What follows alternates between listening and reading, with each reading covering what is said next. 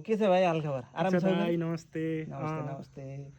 एकदम गीत मन पर्यो है? हजुर हजुर। अनि के छ मन परेको गीत?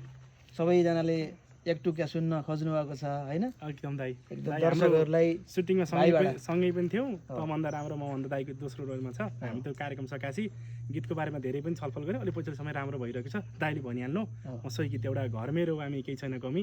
प्रयास हाम्रो यो भिडियो हेरेर बस्ने वामीका दिदीबहिनी दाजुभाइ सबैलाई है घर मेरो वामी केही छैन कमी, घर मेरो वामी केही छैन कमी, देउरुमाल सम्झना बुट्टा भरेको, देउरुमाल सम्झना बुट्टा भरेको, ए मलाई देउरुमाल सम्झना बुट्टा भरेको, बनाउँछु मेरो छोरीको मम्मी, बनाउँछु मेरो छोरीको मम्मी, बागलुङे मायालु मन परेको, ए मलाई बागलुङे मायालु मन परेको, बागलुङे मायालु मन परेको। Thank you. एकदम धन्यवाद भाइलाई हैन। तपाईहरुले यस्तै भिडियोहरू हेर्नुहोस्। हाम्रो गाउँको एकदम भविष्य बोकेको कलाकार प्रिय भाइ कमल यति बेला मेरो साथमा छन्। सबैले यो भिडियोलाई सेयर गरिदिनु होला।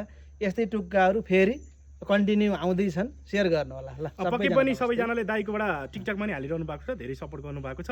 अब विशेष गरी दाइसँग धेरै वामीका जोडिरहनु भएको छ। अझै अब हेर्न सक्नु भएको छैन नि, कमल बराल युट्युब च्यानलमा गएर हेरिदिनु होला। थ्याङ्क यू दाइ।